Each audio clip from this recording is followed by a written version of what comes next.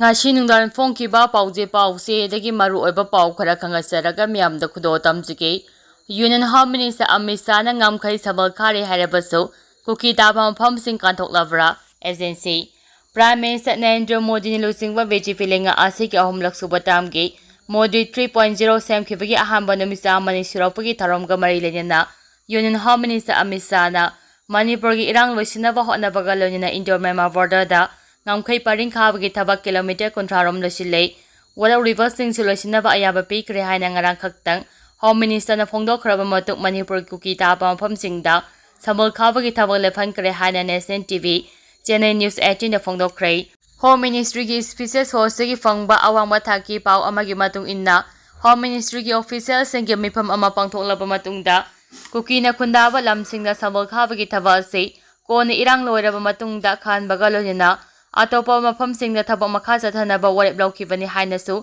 pawasina palle Kuki jo organization singna sambal khabagi thabak asi free moment regime da akaiba pibani haina phongdokiba leikrabani Ngamkhei paringda sambal khaba lepagi khongthanga sing Ngamkhei paringda leiriba Kuki proof singna thinglakpadaki lepkibani Kuki singi demand aduda center na koinana ayaba pithoklamba yabagi akiba su leiribani adumapu Manipur gi awang thangba maikaida sambal khaba losingani haina Home Minister na BJP gi PM Narendra Modi ni luchingba lenga asigi awum suba tangwi numisa mani suba da phongdokhibani Kuki taba Manipur gi Ngamkhei da naronda changlapa narako terrorist sing thingnaba sambal khabagi thabak yengsinaba center na khangkrabani adumapu Kuki jo organization sing na sambal khabagi mayukta leptuna mafam aduda thabak suba lakpa miyoi sing sanghankidabani Manipur gi district manga Churchampur Chandel Tenopal Kamjong amasu Urkhul asi chorakna kilometer Chahumga Mawdragani Pandegi Samri Fawba Sangna Myanmar Ngamkhei ga tainaribani Union Home Minister Amit Shah na Modi lenga asina ahum subatam sangak tringaidagi mamang ani subatam dagi Ngamkhei paring asi seksina thamduna mapaldagi ilege emergency sanghalakchana ba honare haina kyarak hana phongdokhrabani center lenga na Ngamkhei paring da samal ningthina khadina thamnaba wafum kaya phongdokpa leikrabasu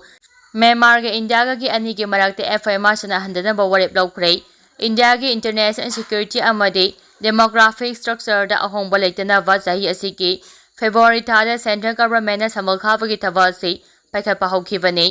Union Home Minister Amit Shah gi social media account X da thadarakpa post amagi matung inati Indo-Myanmar border gi kilometer 1770 sangba Ngamkhei asida lenga asina samal khana ba warep laure Ngamkhei paring asida ningthina yengsima ngambaga lonina petrol truck amasu thamduna ngakselagani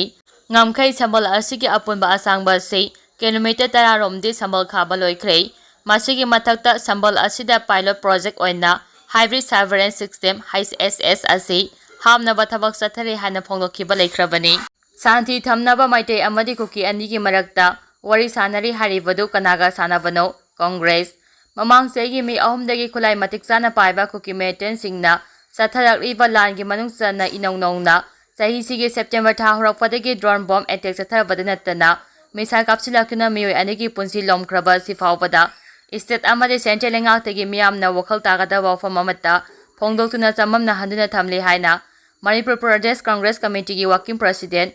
KSD Bartana phongdokhrei BT Rota laiba Congress babanda phongthoba pawmingsinga unabada mahak nahai ngarang Union Home Minister Amit Shah na Narendra Modi gi ahumlak subalenga ki ahanba numisa mani suba numika mari lenina press singa unaba amata Manipur da tholibi irang asi loisinaba maitegi lusingba sing amadi Kuki gi lusingba singa wari sanaba haure haribadu karamba lusingba sing no miyamda mamutta na khanganbiu maitegi oinasu tunga civil society organization lei Kuki gi su tunga lup sing leibanat maram oiraga wari sanaba haure haribasi chapsaba khudang chamdam aikoina amata khangba leite BJP gi ahum subatam asigi haurakpada numisa mani subada Manipur da tholibi irang asi santi oina loisingani haina phongdokhi wafam adugi ona tainabada Kuki lusingba singa maitege wari sanaba haure haribase karamba maikaidegi pusilakpa wafamna hangki mahangna makha taraduna Chief Minister Secretary tagi NGO free na khoyakpiduna Manipur da ningthina train tawraba Kuki khulai fiber chamapallom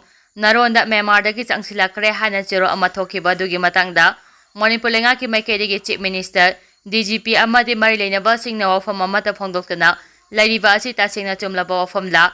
zero adugi matungina social media amadi Manipur gi TV channel singda pau hablakpana maram oiraga chingya tamyada laijeriba miyam akiba poliba si Lengaki maikaidigi singdokpagi wafam leitriba asi karigino hangladuna TV channel singda sandokiba pau adudi arambani haina singdoraktriba asi miyamda henna jamamnaba phoalei paliba lenga asigi cybercrime aduki matik chakhwatlabani kariguma se minister amadi lengaki mathakta wa nganglubagi damaktadi khudakta phaba ngamlaga tha asigi taraga tarukta thokiba kuki terrorist changsilakhare hariba chero adugi hawrafam hawjik phaba thidoktriba asi karigino haina so hangki Sakhangdaba singna sangai prouda bom kapsilakre Imphal West District ki Lampheng Police Station manung sanba sangai pro mamang laikai SBI Godam Manak Land number 5 ta ngarang amasung ngarang gilonaba numidang pung amarom taba matamda sakhangdaba singna kapsilamba bom na imung ahum ama ata thokre haire police ki phangma pawgi matung inna ngarang numidang pung amarom taba matamda maikai khangdana kapsilakiba bom na tunga ba imung ahum gi yumsing ama ata thokre Aduma pupakai kiba bom aduna imung ahumgi miyo singda de aso apanang haudre haire bom pukai bagi thaudo aduda sangai prok mamang laikai digi oinam dinchandra laisram sam kisor amasung salam ningoy oinam ongbi kumari gi yumgi mafam kiyada bom masina paduna ama ata thoki aduma pu imung manugi miyo singda de aso apanang haudre haire thaudo adugi pau phangbaga Lampheng police station gi personal kanggu amma mafam aduda changlakna bom pukai bada ama ata thokraba mafamsing Yengsimbaga loina thaudo adugi matangda case ama lokhatuna thijimba hokre haire bom adu kanana karigidama kapsilambano haiba khangba ngamdabaga loina karamba maikaidagi kapsilakibano haibasu hauji phawi oina khangba ngamdri social media da CM chairuba sing phaba hore Facebook amari tunga ba social media gi platform da Manipur gi Chief Minister Embere amasung atopa miyosingda thaksi khasi yaudaba imung manung taba nungaitaba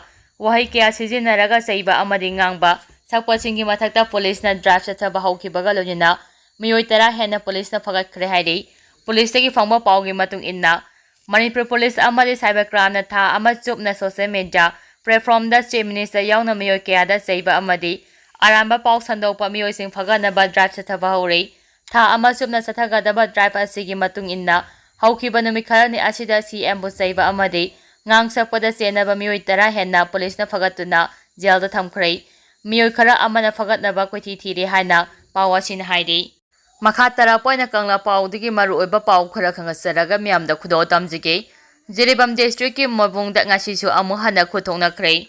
Kuki terrorist singna Jiribam district ki tonga ba mafam singda attack chathakiba adugi makhatara pada ngarang numida Jiribangi mobile kholda maitegi yum anida nomai kapsinduna landa khraba matung ngasisu amu hana khuthongna khrei press na phangba pawgi matung inna Ngashi numiyung wa da waida afaba makhalgi khulai paba Kuki terrorist sing aduna Jiribam district ki morbongi sinjang da leiba maitai khol singda akama mongda nomai kapsilakre maduda khulngakpa singna su khut handuna nakal anigi marakta nomai kapna khi adubo aso apan yawbagi pawdi leitre nomai kapna re habagi paw phangbadagi mafam aduda ahemba central force amadi state force sing changsinuna thiba hombagi thabak chathakre makhata na hauji phawbagi oina pamdaba thodok sing thokpagi pawdi leitre Kawada thokiba thodoka mari lenina remse laika narakhibi Narem Sanjita laikhidrei postmortem loraga mathau manga pangtolakani haukiba tangtaragani thoidagi rems ke ICU da aruba pibamda laika narakhibi kawa Narem laikai laisram ningol Narem ongbi Sanjita sai kuntragani thoi maporoba dipak ngasi remse laikhidrei rems ke authority digi phangba pawgi matung inna ma ICU da ventilator haptuna aruba pibamda laika narakhibani adubo mahak ngasi nungthil laika nabangamdana ngasi nungthil pung aniga minit kuni palom tawada laikhidabani laikhidraba Sanjita gi haksang postmortem tawnobagi damak rems ki mokta tamkhre pamba yawadi tha asigi taragi numidang pung 10 makharam tawada Imphal West District ki Singjamai PS ki manung chamba kawa amasung Singjamai gi marakta NI 102 gi lambi paringda miyamna khongjang changsimbada security force na tear gas kapagi maikuna Sanjita gi imungda tatuna Sanjita maikuna maram odina Sorfumbadagi Rems Hospital da laika narakibani loina mahaki tha mapal git napuribi pibungnunggi angangsu tha asigi taraga mari da laikhidabani haire Narem Sanjita laikhidre habagi pawhe phangbaga Rems Hospital da JAC amadi imung manugi miyoi sing lakhibaga loina laikhidrabi Sanjita gi haksa Rems mokta postmortem tawngana bathamkhrei JAC imung manung amadi nupi mayumgi imung manugi miyoi sing yawna wari sanaraba matungda Laikhidrabi Sanjita gi haksang kawa Narem laikai da poloi ba haina yanakibani haire